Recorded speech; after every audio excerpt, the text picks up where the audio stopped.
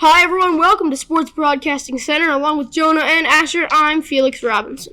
Mike Trout has played in just one playoff series in his remarkable 10-year big league career, and that was 8 years ago. But this might be the year. Trout and reigning MVP, American League MVP, Shohei Ohtani, make a run in October for the Los Angeles Angels. Trout, a three-time MVP, is putting up historic numbers, and Ohtani continues to impress at the plate and on the mound. Earlier this season, Ohtani hit his 100th career home run, becoming just the second player in MLB history with at least 100 homers as a batter and 250 strikeout as a pitcher. The other player was Babe Ruth. The Memphis Grizzlies might be a small market team, but they do plan to do whatever it takes to keep Ja Morant in the fold. The NBA All-Star and Most Improved Player in 2022 is eligible for a 5-year maximum contract extension. Grizzlies manager Zach Killman says he intends to keep the team's core in place as well as making sure that Morant stays in Memphis for a long period of time.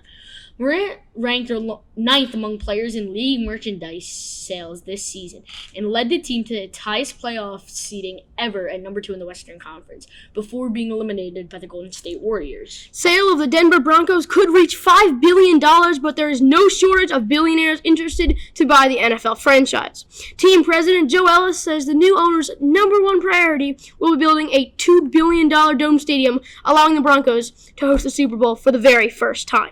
Chelsea, the Premier League soccer team, sold for $3.1 billion in May, the most ever paid for a sports team in any sport. NBC's Sunday Night Football, the number one show on television for 11 years in a row, has named the first female lead host of Football Night in America. Maria Taylor debuted on the show last year as a co-host with Mike Tirico, but will take over this season with Tirico moving into the booth to handle play-by-play.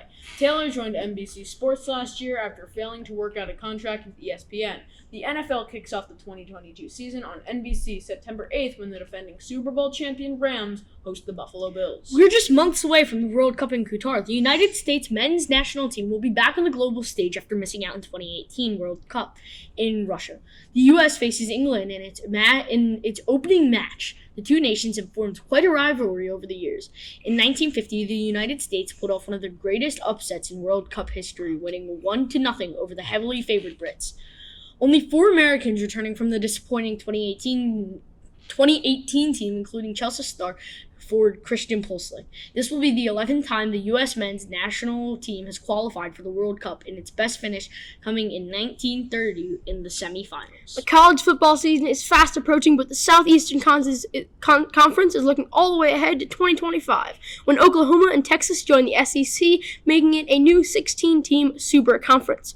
The SEC has a goal of every school in football visiting each other, 15 schools at least once every 4 years. Meanwhile, the Big Ten plans to reshape its future scheduling, alignment, and championship arrangement beginning in 2023. The Big Ten is discussing elimination of divisions and staging a football title game between the top 2 teams in a 14-team conference. That's it for a busy day in sports. For my co-anchors Asher and Felix, I'm Jonah. Thanks for watching Sports Broadcasting Center.